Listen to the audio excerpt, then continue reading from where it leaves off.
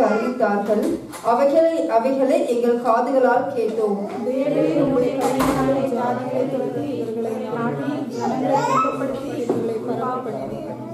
அவர்கள் தங்கள் பட்டயத்தால் தேசத்தை கட்டிக்கொள்ளவில்லை. அவர்கள் புயமும் அவர்களை ரட்சிக்கவில்லை. நீர் அவர்கள் மேல் பிரியமாய் இருந்தபடியினால் உங்களுடைய வலதுகரமும் உங்களுடைய புயமும் உங்களுடைய முகத்தின் பிரகாசமும் அவர்களை ரட்சித்தது. உம்மாலே எங்கள் சத்துருக்களை கீழே விழத்தள்ளி எங்களுக்கு விரோதமாய் எழும்புகிறவர்களை உங்களுடைய நாமத்தினால் மிதிப்போம். நீரே எங்கள் சத்துருக்கள் என்று எங்களை ரட்சித்து எங்களை பகைக்கிறவர்களை வெட்கப்படுத்துகிறீர். நீர் எங்களை தள்ளிவிட்டு நாட பண்ணுகிறீர். எங்கள் சேனைகளுடனே செல்லாதிருக்கிறீர்.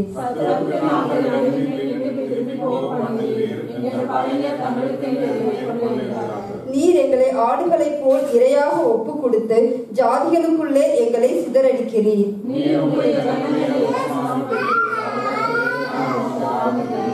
எங்கள் அயலாருக்கு எங்களை நிந்தையாகவும் எங்கள் சுற்றுப்புறத்தாருக்கு பரிகாசமான சந்ததியாக எங்களை வைத்திருக்கிறீர்.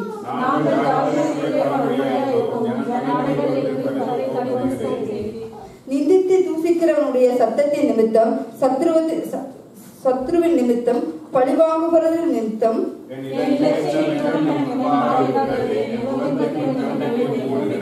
இவைகளெல்லாம் எங்கள் மேல் வந்திருந்தும் உம்மை நாங்கள் மறக்கவும் இல்லை. உம்முடைய உடன்படிக்கையை துரோகம் பண்ணவும் இல்லை.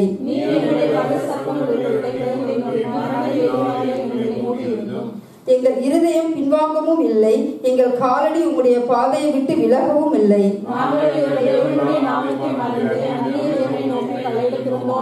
தேவன் அதை ஆராய்ந்து விசாரியாதிருப்பீரோ?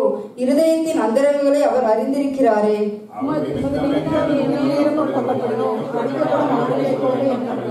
ஆண்டவரே, விழித்துக் கொள்ளும். ஏன் நித்திரை பண்ணுகிறீர்? எழுந்தருளும். எங்களை என்றென்றைக்கும் தள்ளிவிடாதிரும்.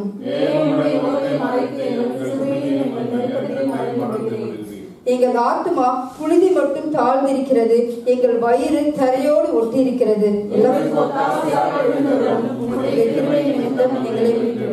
ஆமென்.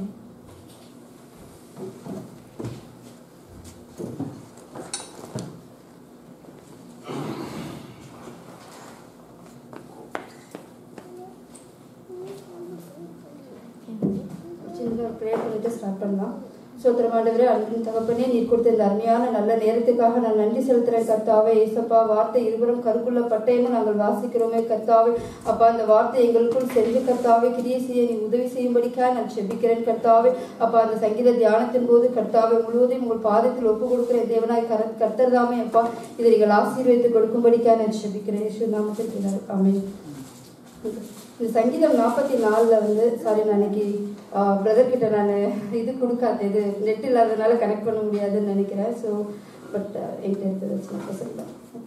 ஸோ இது சம்மரி பார்த்தீங்கன்னா அதில் வந்து ஒரு 6 டாபிக்ஸ் நம்ம கவர் பண்ணலாம். இந்த சாம்ஸோட பேக்ரவுண்ட், எந்த சூழ்நிலையில இந்த சங்கீதம் எழுதப்பட்டது அப்படிங்கிறத ஃபர்ஸ்ட் பார்க்கலாம். அப்புறம் இந்த சங்கீதத்தில் வந்து எத்தனை டாபிக்ஸாக கவர் பண்ணியிருக்காங்க அப்படிங்கிறத பார்க்கலாம். அப்புறம் இந்த சங்கீதத்தை எழுதினவருடைய குணாதிசயங்கள் என்ன அப்படிங்கிறத பற்றியும் பார்க்கலாம். இது நம்ம வாழ்க்கைக்கு நம்ம எப்படி வந்து இதை அப்ளிகபிள் பண்ணலாம் அப்படிங்கிறதையும் பார்க்கலாம். இந்த சங்கீதத்தை வந்து எப்படி வந்து கன்க்ளூட் பண்ணலாம் அப்படிங்கிறதையும் நம்ம இதில் பார்க்கலாம். ஸோ ஃபர்ஸ்ட் வந்து சாம்ஸ் பேக்ரவுண்ட்.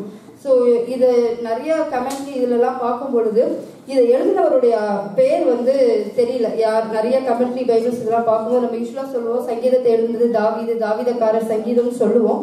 பட் இந்த பர்டிகுலர் சங்கீதத்தோட ஆத்தர் வந்து எல்லா கமெண்ட்ரிலையும் பார்க்கும்பொழுது வந்து அது வந்து தெரியல ஆக்சுவலி. ஸோ இந்த சங்கீதம் எப்படி எழுதப்பட்டது அப்படின்னு நம்ம பார்த்தோம் அப்படின்னா வந்து நம்ம யூஸ்வலாக நம்ம சங்கீதக்காரர் தாவீதுன்னு சொல்றதுனால இந்த சங்கீதத்தை தாவீது எழுதியிருந்தாரு அப்படின்னா அவர் எந்த சூழ்நிலையில இதை எழுதியிருப்பாரு அப்படின்னு நம்ம வந்து பார்த்தோம் அப்படின்னா என்ன சொல்லப்பட்டிருக்கு அப்படின்னா இது வந்து தாவீதுக்கு வந்து ஆவியில அவர் உணர்த்தப்பட்டு வருங்காலத்துல நடக்க போற காரியங்களை வந்து அவர் ஆவியில உணரப்பட்டு ஒரு தீர்க்க தரிசனமா அந்த சங்கீதம் எழுதப்பட்டிருக்கும் அப்படின்னு சொல்லி நிறைய இதுல சொல்லப்பட்டிருக்கு. ஸோ என்ன மாதிரி ஒரு தீர்க்க தரிசனம் அப்படின்னா வந்து எப்படி இருக்கலாம் அப்படின்னா வந்து இஸ்ரேல் ஜனங்கள் வந்து கர்த்தரை உண்மையா அவங்க வந்து பின்பற்றின பொழுது அவங்களுக்கு வந்து என்னென்ன விதமான ஒரு ஒரு துயரத்துக்குள்ள என்னென்ன விதமான ஒரு துன்புறுத்தலுக்குள்ள அவர்கள் வந்து கடந்து போறாங்க, கடினமான பாதைகளுக்குள்ள கடந்து போகப்படுவார்கள் அப்படிங்கிறத ஆவியில உணர்ந்து அவர் எழுதியிருக்கலாம் அப்படின்னு ஒரு சில இதுல சொல்றாங்க. இன்னும் 2-3 இதுல என்ன சொல்றாங்க அப்படின்னா வந்து நம்ம பரலோகத்துக்கு போகக்கூடிய பாதை வந்து குறுகலான பாதைகள் நம்ம பாக்குறோம் இல்லையா. ஸோ அங்க போகப்படுகிற பாதை வந்து அந்த பாதைக்கு நம்மளை எப்படி ஆயத்தப்படுத்திக்கணும் அப்படிங்கிறத வந்து அவருக்கு வெளிப்படுத்தப்பட்டிருக்கோம். அதை வைத்து அந்த சங்கீதம் எழுதியிருக்கலாம் அப்படின்னு சொல்லப்படுது. இன்னொன்று வந்து என்னன்னா வந்து கர்த்தரை உண்மையா பின்பற்றுவது நிமித்தம் கர்த்தரை உண்மையா பின்பற்றுகிற கிறிஸ்தவர்கள் என்னென்னலாம் வந்து துன்பங்களை வந்து அனுபவிக்க வேண்டியது இருக்கும் அப்படிங்கிறத அவர் ஆவியில உணர்ந்திருக்கலாம் அப்படிங்கிற மாதிரி வந்து ஒரு 3 டிஃப்ரெண்ட் கைண்ட்ஸ் ஆஃப் இதுல வந்து இந்த சங்கீதம் எழுதப்பட்டிருக்கும் அப்படிங்கிறத சொல்றாங்க. ஸோ யூஸ்வலா நமக்கு எல்லா சங்கீதமும் நம்ம வாசிக்கும் பொழுது நமக்கு எப்படி இருக்கும்னா நமக்கு வந்து நம்ம இதயத்துக்கு அது வந்து தேற்றுறதா இருக்கும், தேற்றுற ஒரு விஷயமா இருக்கும், நம்மளை கம்ஃபர்ட் பண்றதா இருக்கும், நம்ம கிட்ட கர்த்தர் பேசுற விதமா இருக்கும். ஆனா இந்த சங்கீதம் கொஞ்சம் டிஃப்ரெண்டா இருக்கும். இந்த சங்கீதத்துல வந்து நம்ம நம்ம வாசிக்கும் போதே நீங்க பார்த்துருப்பீங்க, அவங்க வந்து இஸ்ரேல் ஜனங்கள் தெளிவா சொல்லியிருப்பாங்க, நாங்க எல்லாமே கரெக்டா அவங்களுடைய கட்டளைகளை நம்ம ஃபாலோ பண்ணிட்டு தான் இருந்தோம், பட் ஸ்டில் வந்து எங்களுக்கு வந்து நாங்க வந்து நிறைய துன்பப்படுறோம் துயரப்படுறோம் அப்படின்னு சொல்லியிருப்பாங்க. பட் இந்த சங்கீதம் வந்து ஒரு கன்க்ளூஷனே இல்லாம முடிச்ச மாதிரி இருக்கும். ஸோ அதை நம்ம எப்படின்னு பின்னாடி பார்ப்போம். ஸோ இந்த சங்கீதத்தை வந்து நான் வந்து 4 பகுதியா வந்து நம்ம பிரிக்கலாம். ஃபர்ஸ்ட் 3 வசனம் வந்து என்ன சொல்லப்படுது அப்படின்னா வந்து அவங்க வந்து என்ன கேள்விப்பட்டாங்க, அந்த கேள்விப்பட்டதை எப்படி வந்து அவங்க வந்து ஒரு ப்ராப்ளம் வரும்போது அதை எப்படி அவங்க ரீகால் பண்ணி இப்படிலாம் அது நடந்ததில்லை, ஆதி காலத்துல இப்படிலாம் நடந்ததில்லை அப்படிங்கிறத அவங்க எப்படி ரீகால் பண்றாங்க அப்படிங்கிறத வந்து ஃபர்ஸ்ட் 3 வசனத்துல பார்க்கலாம். அடுத்து 4வது 8வது வசனத்துல வந்து அவங்க ரீகால் பண்ணதை அவங்க வந்து எப்படி விசுவாசித்து இதயத்தின் ஆழத்துல அதை விசுவாசித்து அதை வாயினால் அறிக்கை செய்யறாங்க அப்படிங்கிறத நம்ம வந்து பாக்குறோம். அதுக்கு அடுத்து 3வது பகுதியில பார்த்தோம்னா வந்து இஸ்ரேல் ஜனங்கள் அந்த பர்டிகுலர் பீரியட்ல வாழ்ந்த ஜனங்கள் வந்து கர்த்தரை எப்படி முழு மனதை அவங்க பின்பற்றின பொழுதிலும் அவங்க அனுபவித்த பாடுகள் துன்பங்கள் துயரங்களை பத்தி அதுல சொல்லப்பட்டிருக்கு, அதை பத்தி பார்க்கலாம். 4வது பாகம் எப்படி பிரிக்கலாம் அப்படின்னா அவங்க அப்படி துயரப்பட்ட பொழுதிலும் அவங்க அந்த டயத்துல அந்த சஃபரிங்ஸ்ல இருந்த பொழுதிலும் அவங்க வந்து பாடுகள் அனுபவித்த போதிலும் அவங்க இஸ்ரேல் ஜனங்கள் அந்த இடத்துல என்ன மாதிரி ஒரு தீர்மானம் எடுத்தாங்க, கர்த்தரை எப்படி சார்ந்திருந்தாங்க அப்படின்னு சொல்லிட்டு இந்த 4 விதமா நம்ம இதை வந்து பார்க்கலாம். ஸோ ஃபர்ஸ்ட் பகுதி நான் சொன்னது போல வந்து ஹியரிங் அண்ட் ரீகாலிங். ஸோ அது எப்படி பண்றாங்க பார்த்தோம்னா சங்கீதம் 44:1-3 இப்போ நம்ம வாசிச்சபடி, தேவனே எங்களுடைய பிதாக்களின் நாட்களில் பூர்வ நாட்களில் நீ நடப்பித்த கிரியைகளை அவர் எங்களுக்கு அறிவித்தார்கள், அவைகளை எங்கள் காதுகளால் கேட்டோம் அப்படின்னு சொல்லி ஃபர்ஸ்ட் வசனம் படிக்கிறோம். சரியா, இந்த ஃபர்ஸ்ட் வசனத்துல வசனம் காதுகளால் கேட்டோம் அப்படின்னு சொல்றாங்க. ஸோ எதர் அந்த காலத்துல வந்து நமக்கு மீடியாஸ் கிடையாது, ஒரு டெலிகம்யூனிகேஷன்ஸ் இந்த மாதிரி எந்த ஒரு ஃபெசிலிட்டிஸும் கிடையாது. ஸோ ஒன்லி வே என்னவா இருந்திருக்கணும் அப்படின்னா அவங்க பூர்வ காலத்துல அந்த சந்ததியா நடந்த விஷயங்கள், கர்த்தர் செய்த அற்புதங்கள் அதிசயங்களை வந்து ஒவ்வொரு தடவையும் ஒவ்வொரு சந்ததிகளும் சொல்லி சொல்லி சொல்லி அவங்க பிள்ளைகளுக்கு அவங்க சொல்லி கொடுத்து வளர்த்துருக்காங்க அப்படிங்கறது இதுல நம்ம தெரிஞ்சுக்கலாம். ஸோ இதை வந்து நம்ம எக்ஸாம்பிள் பைபிள்ல நம்ம எதுல இருந்து பார்க்கலாம் அப்படின்னா வந்து இந்த வசனத்துக்கான எக்ஸாம்பிள் வந்து ஜாஷ்வா 24:1-15 வசனம் வரைக்கும் நம்ம வாசிச்சோம் அப்படின்னா வந்து அது நிறைய இருக்குங்கிறதுனால நான் அதை வந்து வாசிக்கல, டைமும் கம்மியா இருக்கு அப்படிங்கிறதுனால. ஸோ அதுல வந்து ஜாஷ்வா 24 அவர் என்ன சொல்லுவார் அப்படின்னா வந்து அவர் வந்து பைபிள்ல வந்து அது மோசே வந்து அவங்களுக்கு என்னெல்லாம் வந்து ஃபர்ஸ்ட் எப்படிலாம் வந்து இஸ்ரேல் ஜனங்களுக்கு அந்த இடத்த வந்து டிவைட் பண்ணி கொடுக்கணும், கானான் தேசத்தை எப்படி டிவைட் பண்ணி கொடுக்கணும்னு சொல்லி கர்த்தர் சொல்லி அவர் எழுதியிருந்த காரியத்தை ஜாஷ்வா வந்து ஃபுல்ஃபில் பண்ணுவாரு. ஃபுல்ஃபில் பண்ணி முடிச்சுட்டு அவர் என்ன பண்ணுவார் அப்படின்னா ஒரு இடத்துக்கு போயிட்டு அங்க இருக்க மூப்பர்கள் இஸ்ரேல் ஜனங்கள் எல்லாத்தையும் வர வச்சு அவர் வந்து சொல்ற காரியம் என்னன்னா ஸ்டார்டிங் வந்து ஸ்டார்ட் பண்ணுவார். கர்த்தர் ஆபிரகாமுக்கு செஞ்சதில் ஆரம்பிச்சு ஈசாக்குக்கு எப்படி செஞ்சாங்க, யாக்கோபு எப்படி வந்தாங்க, மோசேக்கு எப்படி பிரமாணங்கள் கொடுக்கப்பட்டது, அவங்க வந்து எப்படி வந்து அந்த பார்வோன் சேனைகளை வந்து கர்த்தர் வீழ்த்தினார், அதுல வந்து எப்படி ஜெயம் கொடுத்தாரு, ஜாஷ்வா காலத்துல எப்படி வந்து அவங்க வெற்றிகளை சுதந்திரிச்சாங்க அப்படின்னு சொல்லி எல்லா காரியத்தையும் எக்ஸ்பிளைன் பண்ணிட்டு இதெல்லாம் நீங்க வந்து இதை வந்து நீங்க கை கொள்கிறவர்களா பிற்கால இருக்கும் பொழுது கர்த்தர் உங்களை ஆசீர்வதிப்பார் அப்படின்னு சொல்லி ஜாஷ்வா சொல்லுவார்.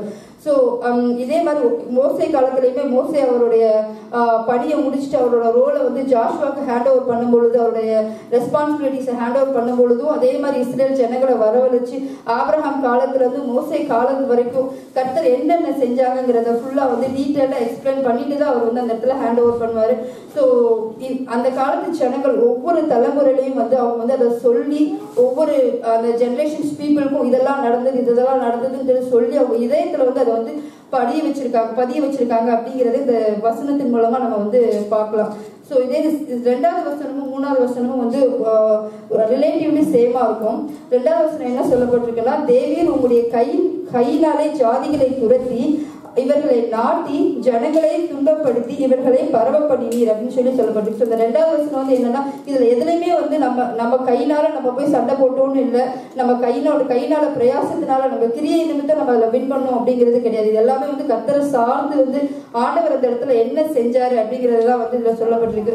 அதே மாதிரி 3வது வசனத்துலயும் அதே மாதிரிதான் இருக்கும். 3வது வசனம் பார்த்தோம் அப்படின்னா, அவர்கள் தங்கள் பட்டயத்தினால் தேசத்தை கட்டி கொள்ளவில்லை, அவர்கள் புயமும் அவர்களை ரட்சிக்கவில்லை, நீர் அவர்கள் மேல் பிரியமா இருந்தபடியினால் உம்முடைய வலது கரமும் உம்முடைய புயமும் உம்முடைய முகத்தின் பிரகாசமும் அவரை ரட்சித்தது அப்படின்னு சொல்லி இருக்கு. ஸோ இந்த 2வது வசனம் 3வது வசனம் ரெண்டுமே ரிலேட்டிவ்லி சேம். 2, 3 ரெண்டுமே வந்து என்ன சொல்லப்பட்டிருக்குன்னா, கர்த்தர் அவருடைய கரத்தினால ஜனங்கள் மேல் வைத்திருந்த நம்பிக்கை நிமித்தம், ஜனங்கள் மேல் வைத்திருந்த விசுவாசத்தின் நிமித்தம், ஜனங்கள் மேல் வைத்திருந்த அன்பின் நிமித்தம் அவங்க எப்படி இஸ்ரேல் ஜனங்களை வந்து அவங்க பாதுகாத்தாங்க அப்படிங்கறது வந்து சொல்லப்பட்டிருக்கு. இதுக்கு நம்ம நிறைய எக்ஸாம்பிள் வந்து நம்ம பழைய ஏற்பாட்டிலையும் பார்க்கலாம், புதிய ஏற்பாட்டிலையும் பார்க்கலாம். நான் ஃபுல்லாவே இது மோசஸ் பத்தி எடுத்ததுனால, நான் எல்லாமே மோசஸ் ஜாஷுவா பத்தி எடுத்ததுனால இது எல்லாமே நான் ஓல்ட் டெஸ்டமெண்ட்ல இருந்தே நான் ரெஃபர் பண்ணியிருக்கேன். ஸோ இதுக்கான எக்ஸாம்பிள் பார்த்தோம்னா யாத்திராகமம் 15:17. ஸோ இந்த யாத்திராகமம் 15 எப்ப எழுதுறாரு அப்படின்னு நம்ம பார்த்தோம். அதுக்கான பேக்ரவுண்டு யாத்திராகமம் 14 வந்து கர்த்தர் வந்து அந்த செங்கடலை 2ஆ பிளந்து பார்வோன் சேனைகளை கடலுக்குள்ள போட்டு அழிச்சிட்டு இஸ்ரேல் ஜனங்கள் வட்டாந்தரையில வந்து அதை கடந்து வருவாங்க. ஸோ கடந்து வரும்போது அந்த இடத்துல அவங்க செஞ்சது ஒன்னே தான், ஜஸ்ட் அவங்க வந்து கர்த்தரை சார்ந்திருந்து கர்த்தருடைய கிரிகளை அவங்க பார்த்தாங்களே தவிர்த்து கடலை பிளக்குறதுக்கோ பார்வோன் சேனை கடலுக்குள்ள அழிக்கப்படுறதுக்கோ அவங்க வந்து நத்திங். அவங்க கையில இருந்து எதுவுமே அவங்க பண்ணல. எவ்ரிதிங் வந்து அது பண்ணது வந்து கர்த்தர் தான். ஸோ அதை வந்து அவங்க மகிமைப்படுத்துறபடி கர்த்தரை ஆனர் பண்றபடி யாத்திராகமம் 15 வந்து ஒரு பாடல் பாடியிருப்பாங்க. அதனாலதான் அந்த 15:17 சொல்லப்பட்டிருக்கு, நீர் அவர்களை கொண்டு போய் கர்த்தராகிய தேவீர் வாசம் பண்ணுகிறதற்கு நியமித்த ஸ்தலமாகிய உங்களுடைய சுதந்திர தினம் பர்வதத்திலும் ஆண்டவராகிய தேவனுடைய கரங்கள் ஸ்தாபித்த பரிசுத்த ஸ்தலத்திலும் அவர்களை நாட்டுவீர் அப்படின்னு இருக்கு. ஸோ இந்த இடத்துல வந்து யாத்திராகமத்துல மோசே சொல்லும் போது சொல்றது இதுதான், நாங்க எதுவுமே பண்ணல, கர்த்தரே அவருடைய கரத்தின் நிமித்தம் அவர் எங்களுக்கு ஸ்தாபித்து அதோடைய இடத்துல கொண்டு போய் கர்த்தரை அந்த ஜனங்களை நட்டு வைப்பீர் நாட்டுவீர் அப்படின்னு சொல்லி வந்து சொல்றாங்க. அது வந்து ஒரு கிரேட்டஸ்ட் எக்ஸாம்பிள். ஸோ அதே மாதிரி சங்கீதம் 44:3க்கும் வந்து நம்ம வந்து எக்ஸாம்பிள் வந்து இதே நம்ம கோட் பண்ணலாம். அதே ஜாஷுவா அதெல்லாம் கரெக்டா வந்து இருக்கும். ஜாஷுவா 24:12 பார்த்தோம் அப்படின்னா வந்து அதில் சொல்லப்பட்டிருக்கு, எமேரியின் 2 ராஜாக்களையும் உங்கள் பட்டயத்தினாலும் உங்கள் வில்லினாலும் நீங்கள் துரத்தவில்லை, நான் உங்களுக்கு முன்பாக குளவிகளை அனுப்பினேன், அவைகள் அவர்களை உங்களுக்கு முன்னின்று துரத்திற்றேன்னு சொல்லப்பட்டிருக்கு. ஸோ இந்த 2 வசனமே வந்து இந்த சங்கீதம் 44க்கு வந்து ஆப்டா இருந்தது. ஸோ அதனால இதை நான் சூஸ் பண்ணேன். ஸோ மோசே காலத்திலேயே சொல்லப்பட்டிருக்கு, ஜாஷுவா காலத்திலேயே சொல்லப்பட்டிருக்கு, இஸ்ரேல் ஜனங்கள் வந்து கர்த்தரை துதிச்சு கர்த்தரை வந்து விசுவாசித்து கர்த்தர் சொல்ற வழிகளை மட்டும்தான் நடந்தாங்களே தவிர்த்து வேற எதுவுமே பண்ணல. எல்லா கிரிகளையும் நடப்பித்தது கர்த்தர், எல்லா ஜனங்களும் துரத்தி விட்டதும் கர்த்தர், அந்த இடத்துல பெரிய பெரிய மிராக்கிள்ஸ் பண்ணதும் கர்த்தர் அப்படிங்கிறத இந்த 44:3 வந்து நம்ம வந்து பார்க்கலாம். ஸோ இந்த 44 இப்போ நம்ம சங்கீதம் 44:1-3 வரைக்கும் நம்ம பார்த்தோம் இல்லையா. ஸோ இதை நம்ம எப்படி நம்ம ரியல் லைஃப்க்கு நம்ம அப்ளை பண்ணலாம் அப்படின்னு சொல்லி நம்ம பார்க்கும் பொழுது ஃபர்ஸ்ட் நம்ம என்ன பார்த்தோம், ஹியரிங் அண்ட் ரீகாலிங். கர்த்தருடைய கர்த்தர் ஆதி காலத்துல செஞ்சதை வந்து கேள்விப்பட்டு அதை வந்து தியானிக்கிறாங்க, எப்படி வந்து இதெல்லாம் வந்து நடந்தது அப்படிங்கிறத தியானிக்கிறாங்க கரெக்டா. ஸோ அதை வந்து கர்த்தர் நமக்கு ஒரு கட்டளைகளாவே சொல்லியிருக்காரு. உபாகம் 4:9-10 வரைக்கும் நம்ம பார்த்தோம்னா நம்முடைய பிள்ளைகளுக்கு வந்து நம்ம வந்து இது எல்லாத்தையும் தினம் நம்ம சொல்லிக் கொடுக்கணும், நம்ம பிள்ளைகளுக்கு வந்து இது வந்து தெரியணும்னு சொல்லியிருக்காரு. அந்த வசனத்தை படிச்சோம் அப்படின்னா, ஒரேபியிலே உன் தேவனாகிய கர்த்தருக்கு முன்பாக நீ நிற்கும் போது கர்த்தர் என்னை நோக்கி ஜனங்களை என்னிடத்தில் கூடி வர செய்து என் வார்த்தைகளை அவர்கள் கேட்கும்படி பண்ணுவேன், அவர்கள் பூமியில் உயிரோடு இருக்கும் நாளெல்லாம் எனக்கு பயந்திருக்கும்படி அவர்களை கற்றுக்கொண்டு நீங்கள் தங்கள் பிள்ளைகளுக்கு போதிக்க கடுவீர்கள் என்று சொல்லிய நாளில் உன் கண்கள் கண்ட காரியங்களை நீ மறவாதபடிக்கும் உன் ஜீவனுள்ள நாளெல்லாம் அவைகளை உன் இருதயத்தை விட்டு நீங்காதபடிக்கும் எச்சரிக்கையா இருந்து உன் ஆத்மாவை ஜாக்கிரதையாய் காத்துக்கொண்டு அவைகளை உன் பிள்ளைகளுக்கும் உன் பிள்ளைகளின் பிள்ளைகளுக்கும் அறிவிக்க கடவாய் அப்படின்னு சொல்லி சொல்லப்பட்டிருக்கு. ஸோ நம்ம கேள்விப்பட்டதை எல்லாத்தையுமே வந்து நம்மளுடைய பிள்ளைகளுக்கு நம்ம வந்து சொல்லிக் கொடுக்கணும், அப்பதான் அவங்களுக்கு வந்து அதை பத்தின இது தெரியும் அப்படின்னு சொல்லி சொல்லப்பட்டிருக்கு. பட் அந்த காலத்துல மீடியாஸ் எதுவுமே கிடையாது. பட் இந்த காலத்துல நமக்கு மீடியாஸ் இருக்கு, யூடியூப், எல்லா கம்யூனிகேஷன் சேனல்ஸ் இருக்கிறதுனால நம்ம பிள்ளைகள் டெய்லி வந்து அதை வந்து அவங்க வந்து ஒவ்வொரு செய்திகளை கேட்கறதுலயோ கர்த்தருடைய ஸ்டோரிஸ் பத்தி பாக்குறதுலயோ சாட்சிகளை நிறைய கேட்டு அவங்களோட விசுவாசத்தை அவங்க வந்து பெருக பண்றதுக்கும் நம்ம வந்து அவங்களுக்கு வந்து ஹெல்ப்ஃபுல்லா இருக்கணும் அப்படின்னு சொல்லி நம்ம நம்ம வந்து நம்ம ரியல் லைஃப்க்கு நம்ம இதை வந்து பார்க்கலாம். இதே மாதிரி சங்கீதம் 44:2-3 வந்து நம்ம எப்படி ரியல் லைஃப்க்கு அப்ளை பண்ணலாம் அப்படின்னு பார்த்தோம் அப்படின்னா, அந்த காலத்துல கர்த்தர் வந்து செங்கடல 2ஆய் பிளந்து ஜனங்கள் எல்லாம் இது இஸ்ரேல் ஜனங்களை வந்து வழிநடத்தினா நம்ம பார்க்கிறோம். பட் இந்த காலத்துல வந்து நமக்கு அதை எப்படி நம்ம அப்ளை பண்ணலாம் அப்படின்னா, நமக்கு வேலை ஸ்தலத்துல நம்ம எவ்வளவு பேர் வேலை பார்க்கும்போது கடினமான சூழ்நிலையில நம்ம கடந்து போக வேண்டியது இருக்கும். கரெக்டா நமக்கு முன்னாடி இருக்கிறவங்க வந்து அவங்களுக்கு ப்ரொமோஷன் கிடைக்கலாம், இல்லைன்னா வந்து சில இது நிமித்தம் நம்மளுடைய வேலையை நம்ம இழக்க வேண்டிய சூழ்நிலைகள் கூட இருக்கலாம். அந்த டயத்துல நம்மளுடைய சொந்த பலன் நம்ம சார்ந்து இருக்காம நம்ம கர்த்தரை நோக்கி கூப்பிடும் பொழுது, ஆபத்து காலத்தில் என்னை நோக்கி கூப்பிடு, நான் உனக்கு அறியாத மெட்டாதமான காரியத்தை உனக்கு நான் விவரிப்பேன் கர்த்தர் சொன்ன வார்த்தையின்படி நமக்கு ரியல் லைஃப்ல ப்ராப்ளம் வரும்பொழுது நம்மளுடைய சொந்த பலத்தை சார்ந்துடாம நம்ம இவங்களை பார்க்கலாமா, அவங்கள பார்க்கலாமா, இவங்ககிட்ட ரெக்கமெண்டேஷன் கேட்கலாமா, இந்த மேனேஜர்கிட்ட நம்ம இந்த மாதிரி வெயிட் பண்ணலாமா அப்படின்னு நம்ம யோசிக்காம நம்ம கர்த்தரையே சார்ந்து இருக்கும் பொழுது கர்த்தர் நமக்காக ராஜாக்களை தள்ளி ராஜாக்களை ஏற்படுத்துற தேவனா இருக்கிறார். நம்ம வேலை ஸ்தலத்துல ஒரு பெரிய கிரியை செய்யறதுக்கு ஒரு போதுமானவரா இருக்க. இது வேலை ஸ்தலத்துக்கு மட்டும் இல்ல, நம்ம மெடிக்கல் கண்டிஷன்ஸ்லயுமே நம்ம டாக்டர் சொல்லலாம், நீ உங்களோட ரிப்போர்ட் வந்து நெகட்டிவா இருக்கு, ஸோ வந்து நீங்க உங்களோட லைஃப் டைம் இவ்வளவுதான் அப்படின்னு நம்ம சொல்லும் பொழுது நம்ம அந்த ரிப்போர்ட்டை பார்க்காம டாக்டரும் ஒரு மனுஷன் தான் அப்படின்றத நம்ம நினைச்சு நம்ம பரம வைத்தியராக இயேசு கிறிஸ்துவை நம்ம நோக்கி பார்க்கும் பொழுது கர்த்தர் அந்த மெடிக்கல் ரிப்போர்ட் எல்லாத்தையுமே நம்ம லைஃப்ல மாத்துறதுக்கு அவர் வந்து போதுமானவரா இருக்கார். ஸோ இது வந்து சங்கீதம் 44:1-3 பார்க்கும் பொழுது. ஸோ அடுத்து செகண்ட் பார்ட் வந்து என்னன்னா கன்ஃபஸிங் தேர் ஃபெய்த். அதை வந்து எப்படி விசுவாசித்த வார்த்தையினால வந்து அதை அறிக்கை செய்யறோம் அப்படிங்கிறத நம்ம பார்த்தோம். கரெக்டா? ஸோ 55வது வசனத்தில் சொல்லப்பட்டிருக்கு, அவர் வந்து உம்மாலே எங்கள் சத்துருக்களை கீழே விழத்தண்ணி எங்களுக்கு விரோதமா எழும்புகிறவரை உங்களுடைய நாமத்தினால் மிதிப்போம் அப்படின்னு சொல்றாரு. இது வந்து ஒரு ஃபியூச்சர் டென்ஸ்ல இருக்கு. மிதிப்போம் சொல்றாரு. மிதிப்போம் இந்த சென்ஸ் லைக் ஒரு விசுவாசித்து உங்களோட நாமத்தின் நிமித்தம் அந்த சத்துருக்களை நாங்க கீழே விழ தள்ளுவோம் அப்படின்னு சொல்லி ஒரு விசுவாசித்து அந்த வாயினால் அவர் வந்து அறிக்கை செய்யறாரு அப்படின்னு சொல்லி நம்ம பார்க்கிறோம். இதுக்கான எக்ஸாம்பிள் வந்து பாத்தீங்கன்னா நம்ம நிறைய சொல்லலாம். நம்ம என்னாகமத்துல வந்து 14:8 நம்ம பார்க்கும் பொழுது எனக்கு ரொம்ப பிடிச்ச கேரக்டர் வந்து ஜாஷுவாவும் கேலபும். அவங்க 2 பேர் தான் டிஃப்ரெண்டா சொல்லுவாங்க. அந்த கானான் தேசத்தை போய் பார்க்கும்போது எல்லா இஸ்ரேல் ஜனங்கள் சொல்ல கொடுத்த ஃபீட்பேக் என்ன, அங்க ராட்சசர்கள் இருக்காங்க, என்னதான் பாலும் தேடும் ஒரு தேசமா இருந்தாலும் அவங்க நம்மளை அழிச்சிருவாங்க, நம்ம அங்க போறது நமக்கு நிறைய டிஃபிகல்டிஸ் அப்படின்னு எல்லாமே ஒரு நெகட்டிவான ஸ்டேட்மெண்ட்ஸ் தான் சொல்லிட்டு இருந்தேன். அந்த இடத்துல கேலபும் ஜாஷுவாவும் மட்டும்தான் வந்து அந்த இடத்துல எழுந்து நின்று ஒரு பாசிட்டிவான ஒரு ஸ்டேட்மெண்ட் சொல்றாங்க. என்ன சொல்றாங்கன்னா, கர்த்தர் நம்மேல் பிரியமா இருந்தால் அந்த தேசத்தை நமக்கு கொண்டு அந்த தேசத்திலே நம்மளை கொண்டு போய் பாலும் தேடும் ஓடுகிற அந்த தேசத்தை நமக்கு கொடுப்பார் அப்படின்னு சொல்லி ஒரு பாசிட்டிவான ஒரு ஸ்டேட்மெண்ட் அவங்க சொல்றாங்க. இந்த ஸ்டேட்மெண்ட் அவங்க சொல்றதுக்கு அவங்க மனசுல எவ்வளவு விசுவாசம் இருந்திருக்கும் அப்படிங்கிறத வந்து நம்ம வந்து தியானிச்சோம்னா நமக்கு அது தெரியும். ஸோ அதே மாதிரி வந்து அடுத்த 6வது வசனம் பாத்தீங்கன்னா அதே சங்கீதத்தை எழுதினவர் சொல்றாரு, என் வில்லை நான் நம்பேன், என் பட்டயம் என்னை ரட்சிப்பதில்லை அப்படின்னு சொல்லி சொல்றாரு. அவர் வந்து பாசிட்டிவா அவருமே கன்ஃபஸ் பண்றாரு. அந்த பழைய ஏற்பாட்டுல நடந்த அந்த காரியங்கள் எல்லாம் அவர் மனசுல வந்து ரீகால் பண்ணிட்டு அதை வந்து மனசுல விசுவாசிச்சு அதை நாவினால் அவர் அறிக்கை செய்யறவரா இருக்காரு. அந்த இடத்துல சொல்றாரு, என்னுடைய சொந்த பலத்தை நான் நம்ப மாட்டேன், நான் வந்து என்னோட பட்டயத்தையும் நம்ப மாட்டேன், என்னுடைய ஆள் பலத்தையும் நம்ப மாட்டேன், என்னோட வில்லையும் நம்ப மாட்டேன், என்னுடைய விசுவாசம் ஃபுல்லா கர்த்தர் மேல அப்படிங்கறத வந்து அந்த இடத்துல வந்து அவர் வந்து ஒரு பாசிட்டிவ் கன்ஃபர்மேஷனா வந்து அவர் வந்து சொல்றாரு, கன்ஃபெஷனா சொல்றாரு. அதே மாதிரி 7வது அதிகாரத்தை பார்த்தோம் அப்படின்னா, நீரே எங்கள் சத்துருக்களிலிருந்து எங்களை ரட்சித்து எங்களை பகைக்கிறவர்களை வெட்கப்படுத்துகிறீர் அப்படின்னு சொல்லி சொல்றாரு. ஸோ இதுலயுமே அவர் சொல்றதுதான், அந்த அவர் உள்ளத்துல என்ன ஒரு விசுவாசம் இருக்குன்னா, என்னோட ஓன் ஸ்ட்ரென்த்தை நான் நம்ப மாட்டேன், என்னுடைய கையில இருக்க பலத்தை நம்ப மாட்டேன், என்னுடைய டேலண்ட்டை நம்ப மாட்டேன், நான் ஃபுல்லா கர்த்தரை தான் நான் நம்புவேன், நான் நம்புறது நிமித்தம் கர்த்தர் எனக்கு வெற்றியை கொடுப்பார் அப்படின்னு சொல்லி அவர் வந்து விசுவாசித்து அதை வந்து அவர் அறிக்கை செய்யக்கூடியவரா வந்து அவர் வந்து இருக்கிறார். இதை வந்து அப்படின்னு சொல்லி இருக்கிறாரு. ஸோ இதை நம்மளுடைய ரியல் லைஃப்ல நம்ம வந்து இது பண்றது எப்படி அப்ளை பண்றோம் அப்படின்னு சொல்லி நம்ம பார்த்தோம் அப்படின்னா, நமக்கு ஒரு பிரச்சனை வரும்போது அந்த பிரச்சனை பத்தியே நம்ம சொல்லிட்டு இருக்காம, நம்ம வந்து ஒரு மலை இருக்கு அப்படின்னா அந்த மலையை பத்தியே, ஐயோ மலை பெருசு, இவ்வளவு பெரிய பிரச்சனை எனக்கு என் லைஃப்ல இவ்வளவு பெருசு இருக்கு அப்படின்னு அதை பத்தியே நம்ம சொல்லாம, நமக்கு ஒரு ப்ராப்ளம் வரும் பொழுது நமக்கு இதுக்கு முன்னாடி கர்த்தர் நம்ம லைஃப்ல எவ்வளவு அதிசயமா நம்ம நடத்திட்டு வந்தார், இம்மட்டும் நடத்தின தேவன் இனிமேல் நம்மளை நடத்த போதுமானவரா இருக்கிறார், நம்ம அதை வந்து உள்ளத்தின் ஆழத்துல விசுவாசிச்சு அந்த சூழ்நிலையில பார்த்து நம்ம வந்து தேவ வார்த்தையை நம்ம கன்ஃபஸ் பண்ணிட்டே இருக்கும் பொழுது நம்ம மனசுல இருக்கிற பயம் நம்மள அறியாமலேயே நம்ம விட்டு போகும். கர்த்தர் அந்த இடத்துல வந்து கர்த்தர் வாக்கு பண்ணினவர், உண்மையுள்ளவர், வாக்கை நிறைவேற்றுற தேவனா இருக்கிறார். நம்ம வாசிக்கிறபடியே அவர் அந்த வார்த்தையின்படியே நம்ம பாசிட்டிவா சொல்ற வார்த்தையின்படியே அந்த வசனத்தின்படியே கர்த்தர் நமக்கு ஜெயத்தை கொடுக்கறதுக்கு நமக்கு வந்து போதுமானவரா இருக்காரு. ஸோ அது வந்து நம்ம ரியல் லைஃப்ல எப்படி அப்ளை பண்றது அப்படிங்கிறத பார்த்தோம்.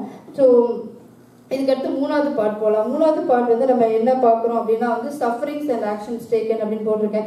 இஸ்ரேல் ஜனங்கள் என்னெல்லாம் சஃபரிங்ஸை வந்து இது பண்ணாங்க அப்படிங்கிறத 7 25 அதிகாரத்துல 25 வசனத்துல நம்ம அது பார்க்கலாம். அவங்க வந்து எந்த தவறுமே பண்ணல, ஆனா அவங்க வந்து கொள்ளையடிக்கப்பட்டோன்னு சொல்றாங்க, எங்களை வந்து மிதித்தார்கள் அப்படின்னு சொல்றாங்க, எங்களை வந்து துன்பப்படுத்தினாங்க அப்படின்னு சொல்றாங்க, எங்களை பத்தி பழமொழியாய் வந்து எல்லாருக்கும் சொன்னாங்க, இவங்களை போல இருக்கக்கூடாது, இவங்களை மாதிரி இருக்கக்கூடாது, ஒரு பேட் ரோல் மாடலா எங்களை காட்டினாங்க, ஒரு எக்ஸாம்பிளா காட்டினாங்கன்னு சொல்லிட்டு அவங்க கடந்து வந்த அந்த கடினமான பாதைகளை பத்தி சொல்றாங்க.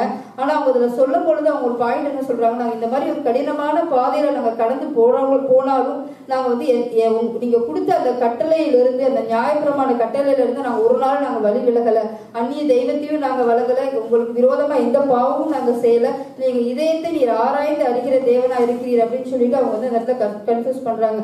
ஸோ இது வந்து நம்ம ரியல் டைம்ல நம்ம பார்க்கும் பொழுது இப்ப நம்ம பாக்குறோம் இல்லையா, இந்த மிடில் ஈஸ்ட் கண்ட்ரீஸ்ல இருக்கிற அவங்க படுகிற துயரங்களை நம்ம பாக்குறோம். அவங்க ஜஸ்ட் வந்து அவங்க கர்த்தரை ஆராதிக்கிறாங்க அப்படிங்கிறது ஒரே காரணத்துக்காண்டி அவங்க எவ்வளவு துன்பங்கள் எவ்வளவு கஷ்டங்களை வந்து அனுபவிக்கிறாங்க அப்படிங்கிறத பார்த்தோம். ஹெலன் சிஸ்டர் கூட இப்ப ரீசெண்டா ஷேர் பண்ணியிருந்தாங்களே, எத்தனை பேர் வந்து உயிரோட எரிச்சிருக்காங்க, அந்த வாட்ஸ்அப் குரூப்ல ஷேர் பண்ணியிருந்தாங்க. ஸோ அவங்க பண்ண ஒரே ஒரு இது என்னன்னா, கர்த்தரை உண்மையா முழு மனதோட விசுவாசித்து கர்த்தரை ஆராதிச்சாங்க அப்படின்ற ஒரே காரணத்துக்காண்டி அவங்க அந்த மாதிரி ஒரு கடினமான சூழ்நிலைகள்ல வந்து அவங்க வந்து கடந்து போறாங்க அப்படிங்கிறது தான் அதோட ரியல் டைம் எக்ஸாம்பிள்.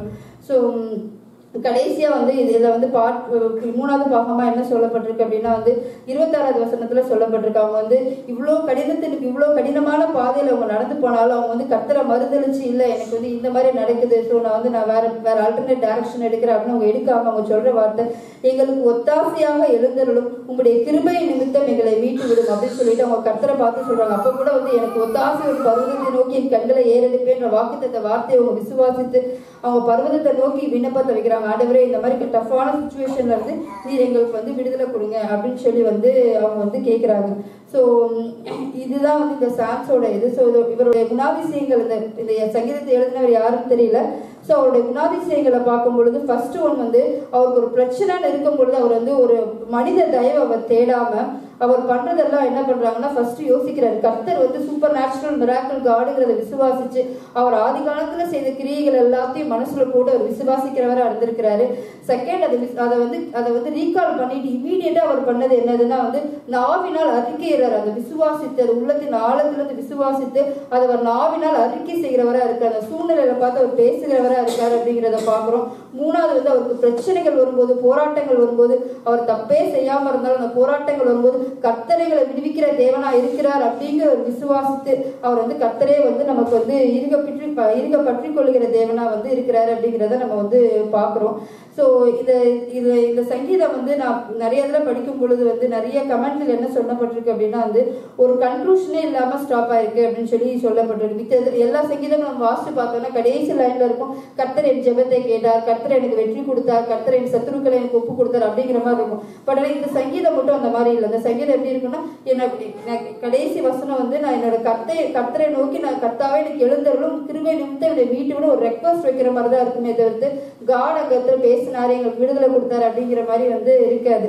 ஸோ இதுக்கு வந்து ஒரு கம்பாரிசன் வந்து என்ன சொல்றாங்க அப்படின்னா வந்து நமக்கு அதுக்கு ரிசல்ட் இல்லாட்டினாலும் ரோமன் 8:38-39 சொல்லப்பட்டிருக்கபடி மரணமானாலும் ஜீவனானாலும் நமக்கு எந்த மாதிரி காரியங்கள் நம்ம லைஃப்ல நடந்தாலும் அது வந்து நம்மளுடைய கர்த்தருடைய அன்பை விட்டு நம்மளை வந்து ஒரு பொழுதும் பிரிக்காது இருக்கு அப்படிங்கிற அந்த விசுவாசம் நம்ம மனசுல இருக்கணும். அந்த இடத்துல நமக்கு ஒரு ஃபைனல் ரிசல்ட் கர்த்தர்கிட்ட இருந்து வராட்டினாலும் வர மாதிரி அதுல இல்லாட்டினாலும் கர்த்தர் நம்மளை பாதுகாப்பா, நமக்கு லைஃப்ல என்ன நடந்தாலும் கர்த்தர் நமக்கு போதுமானவரா இருக்கார் அப்படிங்கிற ஒரு விசுவாசம் நம்ம மனசுல இருக்கணும் அப்படிங்கறதுதான் வந்து இந்த சங்கீதத்துல சொல்லப்பட்டிருக்கு.